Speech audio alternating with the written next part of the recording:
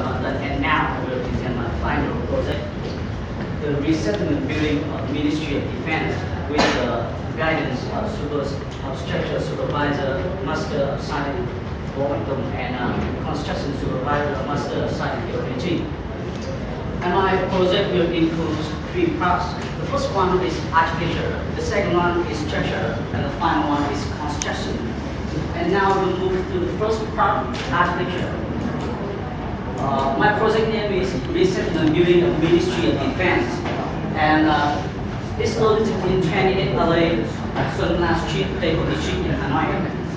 The mass of building is level 2, and with the construction area is 2,464 square meter, and land area is approximately 5,700 square meter. And as you can see on architectural drawings, this building includes 19 stories and 2 basements. And basements are used for garage and technical rooms. The first story is used for community activities and public services. And from the second story to the 19th story are used for apartment. And the total height of this building is 69.4 meter. The basement is 4.05 meter. The first story is 5.8 meter, and the typical story is 3.3 meter. And as you can see on the structural plan right here, the main vertical transportation of this building includes 4 staircases and 8 elevators. And especially, this building has the H shape and symmetry in both X direction and Y direction. And now I will move to the second part is structure. My assignment in this task is, the first one is design the rebar floor, and the second one is design the structural frame number 2, and the third one is the design the foundation of structural frame number two. And with the structural solution, as you can see, the typical floor with the 3.3 meter, and the frame core system, the frame core with slab bar are used for this building.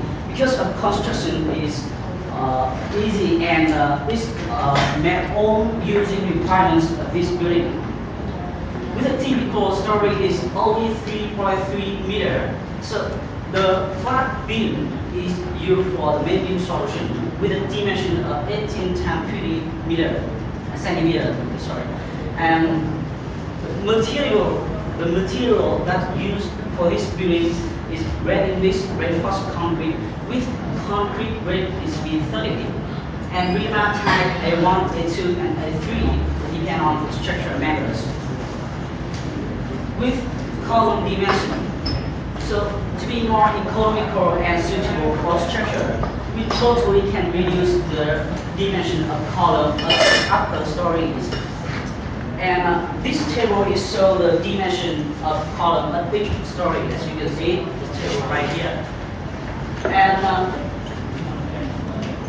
with the slab, with the load that I used to calculate this building includes vertical load and horizontal load. Vertical load includes the self-weight of raised top concrete, the brick load, and the leaf load. With the horizontal load includes wind load and earthquake load. But in my final project, I only use wind load to calculate my building.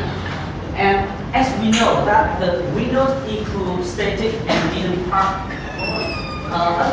According to the Vietnamese standard 2737 1995 load and effect.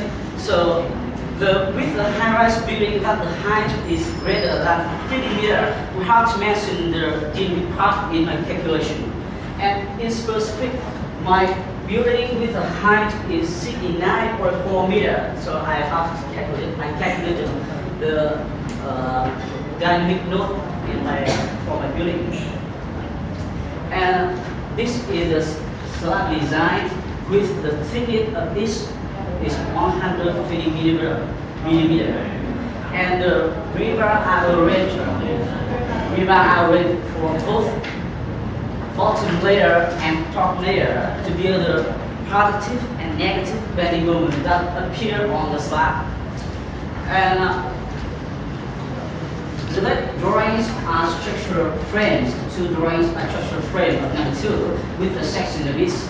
And the final drawing of structure is the foundation design. With the foundation solution is bore pine with the diameter is 1,200 millimeter. With the pine tip, we'll put into the sandy gravel level 6 meter. And the length of each pipe is 43.2 meter, and the capacity of each pipe is 852 tons. And the video here are the pipe cap design under the column C2A and C2. So the final part of my presentation will be construction. In this part, my assignments are design broad pipe construction. Next one is the design formwork for column, slab, staircase, beam. Especially in my project, the cabin formwork is used for core system. And the next one is the design the construction schedule, and the final is logistic. In the first drawing, broad pipe construction. So the total pipe in my building is 151 pipes. So if I use only pipe boring machine, it would take at least 5 months to complete. So that's why I use 2 pipe boring machines used simultaneously. And the broad pipe construction has to follow the sequence 5D and 3 days principle as the requirement of construction supervisor. And with the superstructure construction, the 3-phase formwork and wedge scaffolding system are used for formwork of column, beam, slab, and staircase. And the cabin formwork is used for the core system. So let me tell you about the cabin formwork. Cabin formwork has 3 main components. The first one is formwork, the second one is platform, and the third one is lifting system. The formwork are made of steel with the thickness do not smaller than 1.5 millimeter.